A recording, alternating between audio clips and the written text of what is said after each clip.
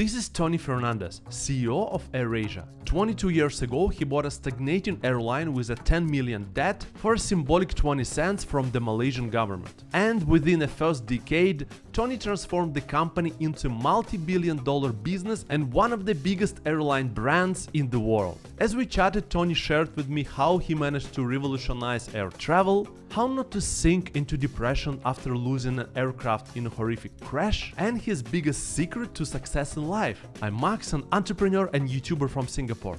Let's go. What part of you is Malaysian? What part of you is British? I'm mostly Malaysian. I mean, my personality is Malaysian. I'm really a chameleon, you know. You put me in certain environments, I'll probably be more British. You put me in other environments, I'll be more Malaysian, right? You put me in a certain environment, I'll could be American or Australian, Middle Eastern. I'm a chameleon, but the two strongest ones are Malaysian and British. I think I adapt my personality to the people I'm dealing with. How many languages do you speak actually? One. Just one, yeah. It's not very typical for Malaysia. No, it's not. I mean, I blame my parents and my lack of ability to learn at this stage. I was sent to English school when I was 5. My parents didn't speak Malay. If there's one thing I lack in life, I think the most powerful thing for those who have kids, get them to know as many languages. Communication is the most important thing in life, full stop. Like me or hate me, I'm a communicator. I would be 10 times better if I spoke a lot of languages. So I think it's a gift that people have and I don't, and I'm the poorer for it. In many ways, I'm more English than Malaysian. Maybe that's an issue that many people have with me, and I'm outspoken. I say what I believe. My sense of humor is different maybe. But, you know, I was given an opportunity to come to Malaysia. I given another opportunity to build a great business in Malaysia, and so Malaysia's home. You can put me anywhere in the world, I would survive. What actually made you to move back to Malaysia? I got a job offer. Too many Asians spend too much time analyzing and talking to their grandparents, dogs, whatever, right? I got an offer to go back to Malaysia as a young 27-year-old to be general manager. I didn't ask about the salary, I didn't ask about anything. I thought, for me, opportunity, I grab it. I'm one of those people that grab opportunities, and I grabbed it. When you realized that you made it in life, you remember the day when it's like, oh yeah, now I know? Maybe when I IPO'd and I bought an Aston Martin in Park Lane. I've never really thought about it. As high as you go, you can come down much faster. One of the great things about me, if there is a great thing about me, is humility. I never get carried away I walk out of here and 20 people will ask me for a photograph. Coming in today from the airport, random people coming up to me. You know, I bought a coffee in Paris Baguette. All the staff wanted a picture of me with my clothes on. And but I'm still the same Tony. That's the greatest compliment anyone can give me. When I hear that, you're the same guy as 22 years ago. So do I think, I made it, I'm not made it? What does that really mean? What is the definition of made it? But I felt cool when I bought my Aston Martin, a dream car, whether that's defined as made it or not, but I felt great. Do you remember the biggest transfer that you have to your bank account? Like this number, it's like, wow, how many? Yeah, I do, but I don't want to talk about it. What was your biggest purchase in life? Queen's Park Rangers. Formula One, sports. What's the deal, like the highest deal, if you can? Yeah, I don't really want to talk about it. It's a sad moment. But no, I mean, you know, the biggest purchase was buying a lot of aircraft, 200 aircraft. Yeah, but it's business. Oh, yeah. I mean, for you. Was sports. Yeah, sports. I'm not someone that buys, I have one car, Tesla now. I have a couple of houses. I'm not extravagant. I don't live a rich and famous life. That's not my style. I don't post pictures of private jets and all those kind of things. But I spent a lot of money on sports. That's for sure. How much you worth right now? I don't know. Actually, I really don't know. Forbes estimated in 2020 it was $345 million.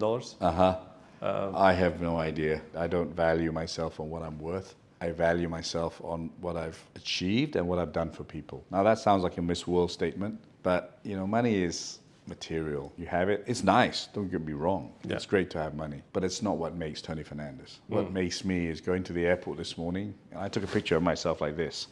There was thousands of people. It was a happy moment for me to see AirAsia coming back and seeing humble people who never had a chance. And one person came up to me and said, "Thank you for surviving, because this is my dream to go to India and visit my ancestors."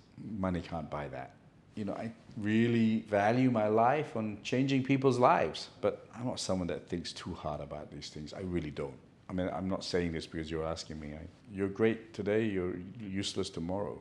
Who cares? No one cares about the past. It's the future. What was the most memorable meetings and what was the best advice Oh, wow. for you? One of my guy called Stephen Shrimpton, one of my first bosses. Best advice. I was 30, trying to take over the world. He said, slow down. Experience can't be bought. It just takes time. Best advice I ever got. Is it? By far. People are in a rush too fast sometimes. And takes time.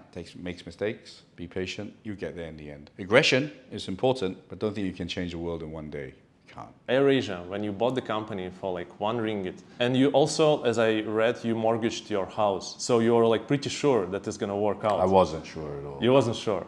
So what was your decision-making process? It wasn't. Do people want to fly cheap? Yes.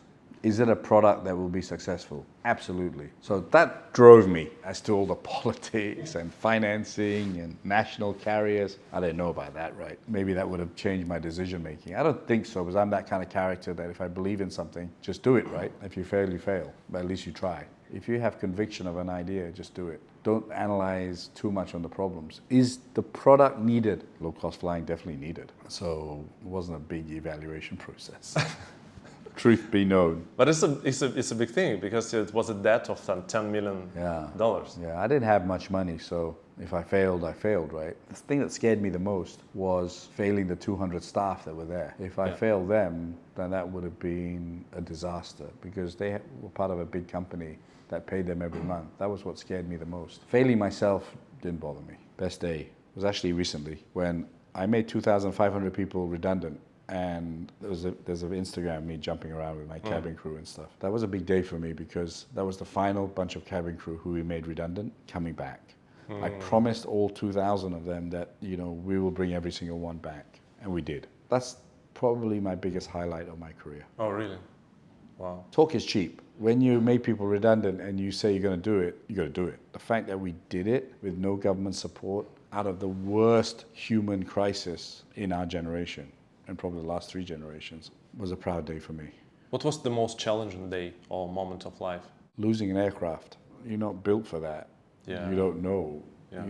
I never realized as a CEO that I'd have to confront families who lost their loved ones because of me. And so that was the worst day. I mean, a close second would be COVID.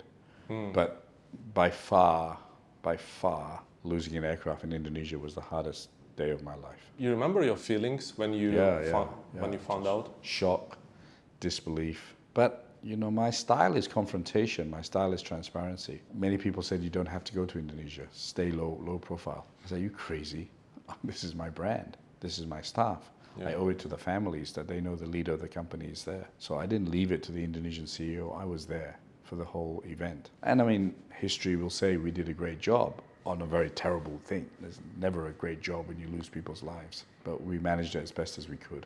Did you have any depression or it was like... No, you can't have depression. You can't feel sorry for yourself. You owe it to your staff to fight. No, I never had depression.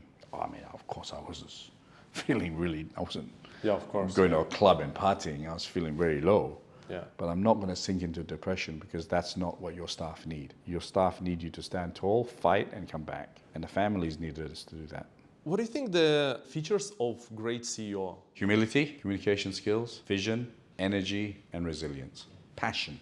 You got to love what you do. Those 6 things. Can you develop these skills? 100%. Look, I'm a pretty good speaker. Was I a great speaker day one? No. Did I need to be coached how to be a speaker? No. But practice makes you better, right? You got to have something in here, to be honest. I could have the best coaches in the world. I'll still be lousy at languages. Okay. But of course, all of those things can be developed. Except passion. You can't train someone to have passion. You either love it or don't.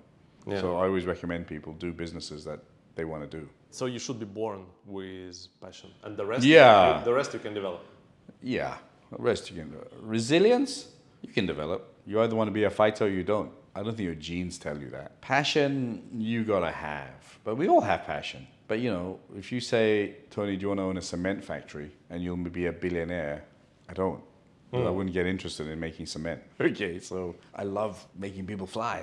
I love building a bank. I love doing all these things, right? So you have to have passion. How do you learn? So do you read books? Do you buy coaching I read sessions? a lot of magazines. Now on the internet. Do I read fiction? Do I read how to be the best manager? No.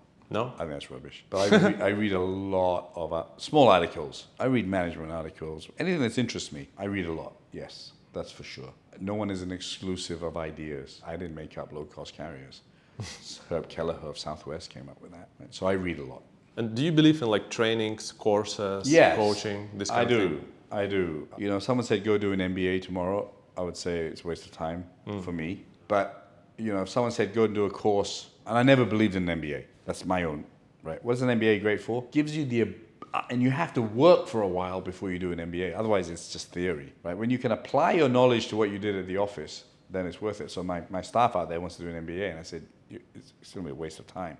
Spend 2 years with me, then do the MBA. So what is the best thing about education? One is networking. It's really good to meet people. My best friends are still from school. Second is you begin to say, oh, I know most of this anyway, right? It gives you confidence. Education gives you confidence. Do I believe in training? Absolutely, especially short courses. Go for a short course on cryptocurrency. Fantastic. Go and do a 2-year degree on cryptocurrency. I think it's overkill.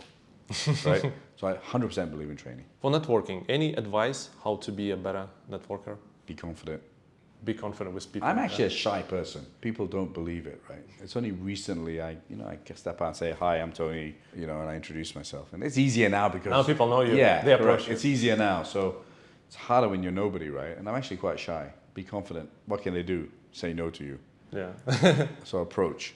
I've seen many young people. Yeah. The difference between an average and a great person is their confidence in their ability. Don't be irritating about it. Don't be arrogant about it. But no harm in approaching someone. All they can say is no. Do you have any regrets in life? I got lots of regrets. That work-life balance, I think I could have managed it better. But then maybe you wouldn't do the same. Yeah. I mean, that's a trade-off. Yeah, that's a trade-off. I'd like to be a better golfer. I'm a lousy golfer. My best friend is really good now, and we both started together. That's a regret in life. I wanted to be in the Olympics. I wanted to win a gold medal in the Olympics. That's not going to happen. So yeah, I had lots of regrets because I had lots of dreams.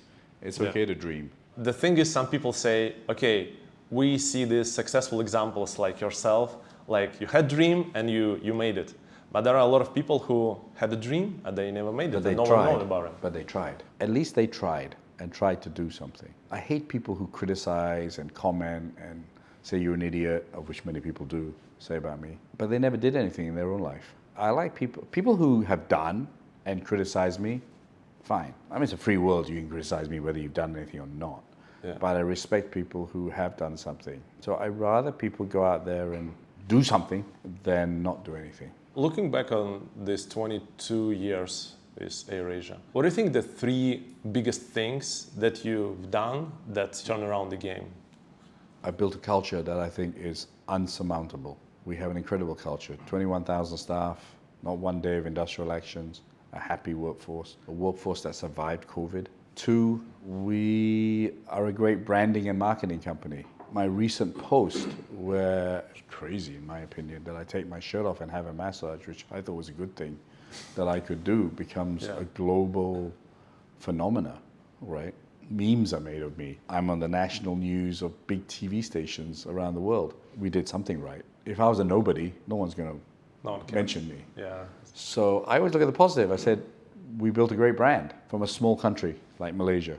We're globally known. And 3, I think, is we took a model from the West, and the West is a bastardized word, but Southwest and Ryanair, and brought it to Asia, put our own little twist on it, and transformed flying in Asia forever. After us, a lot of airlines came after us, right? Scoot, Lion, whatever, but that's all changed people's lives. Love me or hate me, I was one of the instruments of change. If I get hit by a bus tomorrow, and many people would like to drive that bus, I won't be remembered for how rich I was or how poor I was, or whether they like me or not. But I'll remember for leaving a legacy behind, that I was one of the founders of revolutionizing air travel. That's worth to me more than anything.